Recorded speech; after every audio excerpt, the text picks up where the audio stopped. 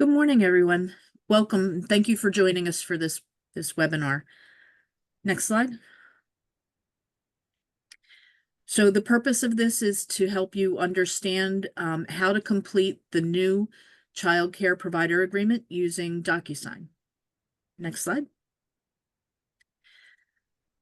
So as you're aware, Octal has released updated provider agreements that must be completed in order for you to continue to receive your subsidy payments. The new agreement is required to make payments in August for subsidy services that you deliver in July.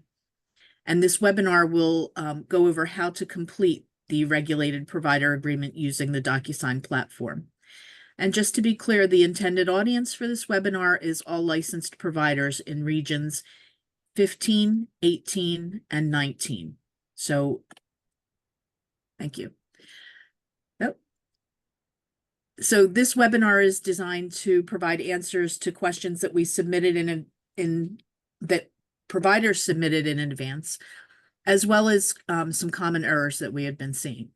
So for questions about individual circumstances, there will be contact information at the end of the webinar, and you should reach out to your ELRC directly with specific questions. And as you can imagine, communication volume is high at this time. However, we will respond to your requests. Next slide. So we are requesting that providers complete and sign the DocuSign provider agreement package no later than Friday, July 12th. This allows us time to review it and follow up with you if need be before the July 31st due date.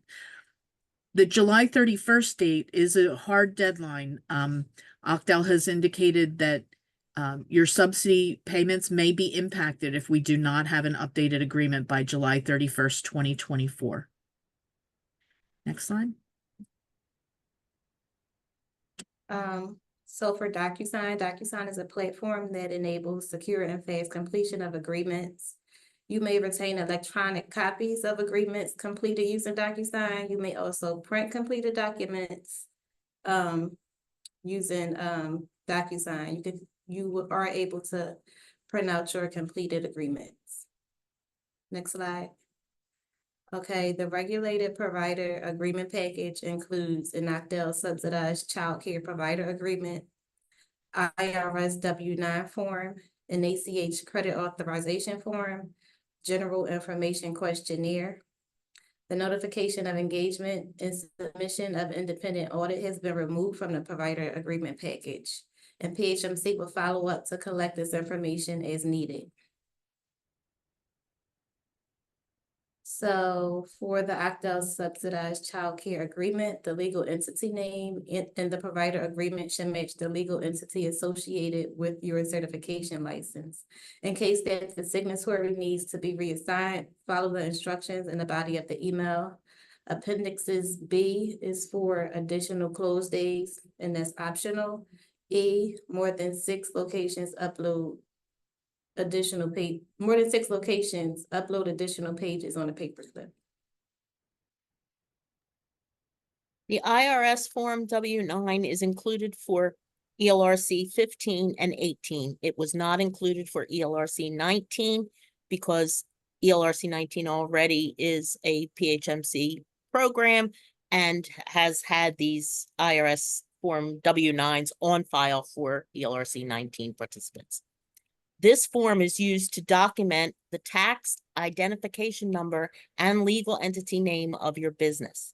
It is very important that the tax identification number that is on your employer identification number assignment letter from the IRS is what you fill in on the W-9. Also, the name of the legal entity name that is on that assignment letter also needs to be filled in on your W-9. PHMC will then verify that the tax identification on the W-9 matches the tax identification number listed with the IRS. If the two tax identification numbers differ, it will delay completion of your agreement. Next slide, please. An ACH credit authorization form is also included in the packet. This form allows PHMC to process payments to you via ACH or direct deposit, which is what most of us call this type of transfer of funds. The funds will go into a designated and verified checking account. PHMC will process payment by ACH transfer, which has several advantages.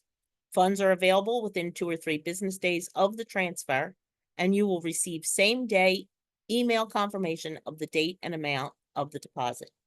We strongly encourage you to use ACH for payment. Next slide, please. Another document that is included in the packet is the General Information Questionnaire. This questionnaire allows PHMC to comply with reporting requirements from its funders. This form collects information about the characteristics and demographics of some subcontractors, which includes childcare providers being paid through the subsidy program. Next slide. This slide includes the contact information if you have additional questions or need additional assistance. ELRC 15. The email address is contracts_ELRC15@phmc.org, and there's a phone number there. Same follows for ELRC 18. There's email address and 2 phone numbers. And ELRC 19, there's an email address and a phone number. You can reach out to us for additional assistance or have your questions answered by using these contact methods. Thank you very much for viewing the webinar.